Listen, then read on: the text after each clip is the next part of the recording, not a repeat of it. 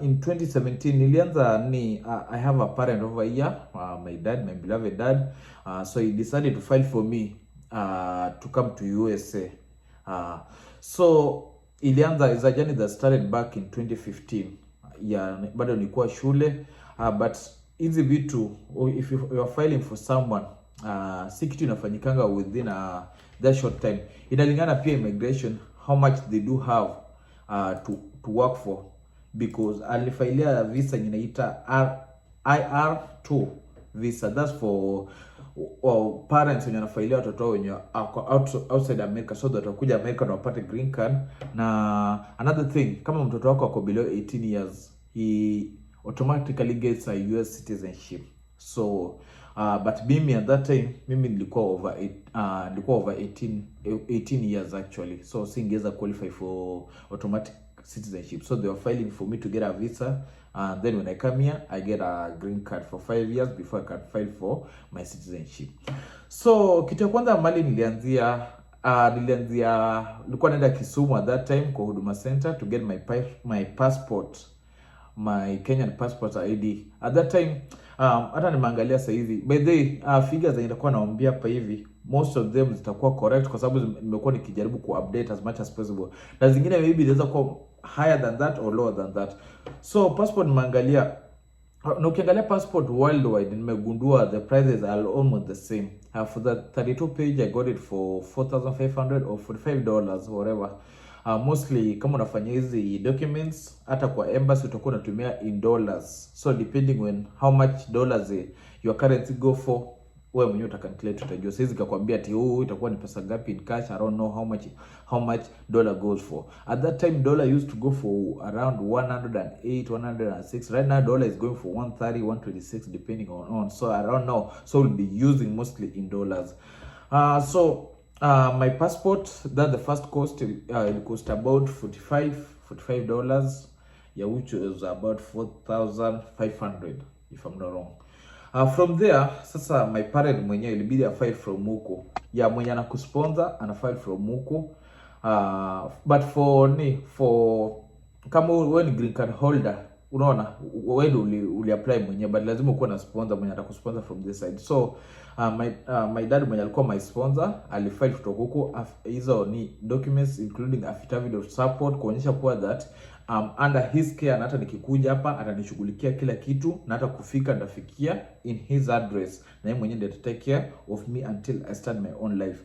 So yeye mwenyewe alifanya a lot of paperwork from huko, akasubmit to the embassy in Kenya requesting for me to be granted a visa kuweza kuingia hapa hivi. So from there, after papers zimeshakuwa, kila kitu imeshakuwa approved, I had my niko na able aunt Nairobi, anaitwa Auntie Phoebe, najua atawatch hii video, shout out to you. Alinisaidia sana in the whole process. So tulianza na they booked for us an interview.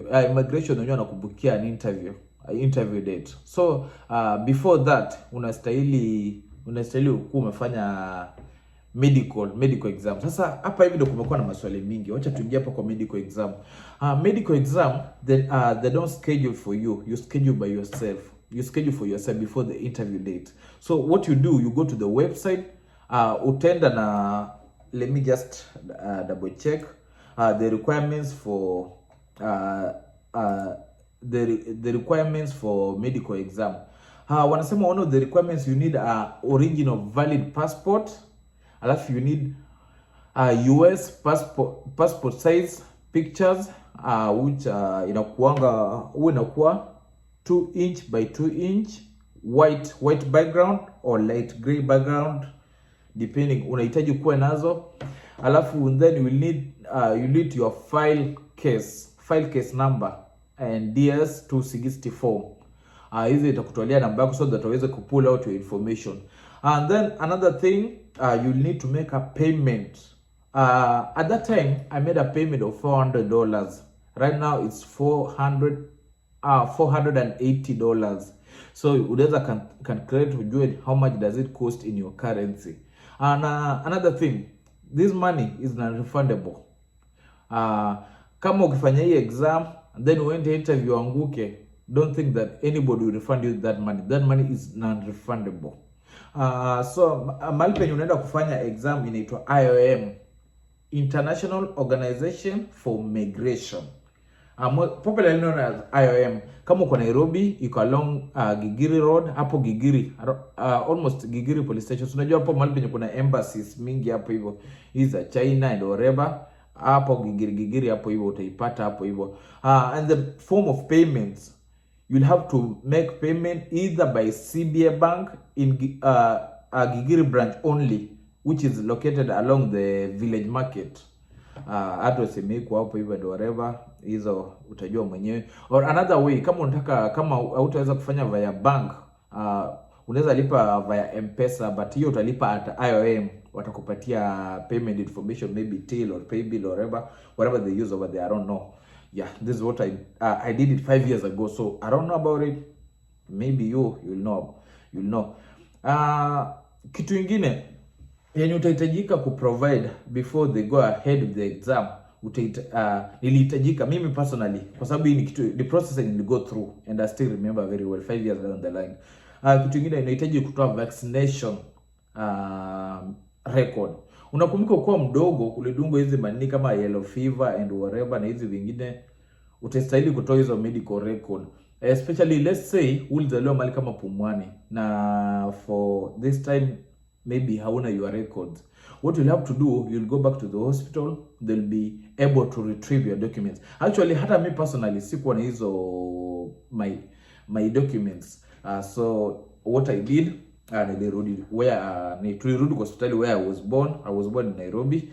Tukarudi retrieve the documents, necessary documents, nikazipeana hapo hivyo. So after that, walipima, walifanya exam, and exam, one of the ugonjwa zenye walikuwa naangalia ni TB. Kama wewe unagonjeka TB, it doesn't mean that hautaweza kuja US, but what they'll do, hautakuja immediately. What they'll do, if they realize you are suffering from TB, utakuwa under medication, but ukishapona, your interview will be itaendelea mbele. From there, you can come to US if you win your visa. Then kuna hizi ugonjwa zingine wanaangalia drugs, wanaangalia any communicable diseases. Hawezi ukaingia naye hapa hivi. If kama ukipita hizo zote, they'll have to test you as stool and whatever. Na hiyo process by the way will take 1 day. Hiyo process yote ya exam will take at least 1 day. But itabidi most huwa wanaanza asubuhi na maybe utakaa the whole day huko. Never mind about that, because hiyo ni process yenye itabidi kila mtu anapitia, so si wewe peke yako. And then from there, results zitakuwa sealed na zitatumwa direct kwa embassy. What do you do after that? You go back home. Kumbuka at that time embassy, kama wewe ni green card lottery winner, ile kuna email address yenye ulitumia when you are applying for that. Make sure everything is correct and that's the right address, because they'll be using it for communication in every step you na go through until ufikie mahali penye unakuja US. So kama unajua uta apply hii mwaka or uli apply last year, make sure that the email address, you maintain the password and everything, because from the word go utakuwa unatumia hiyo email. After umeshamaliza exam, hizo sealed results zitakuwa taken to the embassy. From there, siku yako, kumbuka ulishaambiwa tarehe yako ya interview, depending on kama itakuja biwa nasema ikikupatia maybe your interview will be in 3-4 months, inakupatia such time you could raise that amount, which should be a good thing to you. Sasa utangoja, watakwambia if you need to submit any extra documents. At the same time, ukingoja hiyo kwenda interview, you should be communicating with your sponsor. Uko green card holder, uko nani, you need to be sure with your address and submit affidavit of support, ili kuonyesha kuwa mtu ako above poverty threshold. Kama hapa Texas, sijui kama state zingine zina apply pia. Hapa hivi ni below 23,000. If mtu anataka kusponsor na earn below 23,000, huyu mtu ni maskini. Kama na earn like 23, 22,000, that's a poor man. So unfortunately haiwezi akakusponsor. Itabidi uangalie. Na pia usipanic, mtu yote anaweza kusponsor. Hata mimi naweza kusponsor, mtu yote anaweza kusponsor depending na venye utaongelesha mtu personally. Tuliongelea maneno ya host huko, sitaki turudi huko saa hizi, but if necessary tarudi huko, but for now ukishamalizana na hiyo atakupatia then how do you prepare for your interview. Ushamalizana na exam, hapo kwa exam hapo hivyo kila kitu shaingiana, umeshapatikana. Na by the way kuna hizi ugonjwa zingine utapata mtu ananiuliza what about maybe I'm HIV positive. Hiyo haitakuzuia kuja America na haitafanya fail your exam. Hiyo they don't consider that, as long as you'll need to declare, so that hata ukikuja hapa hivi they may link you, unaweza pata proper medication, but hiyo itakuzuia.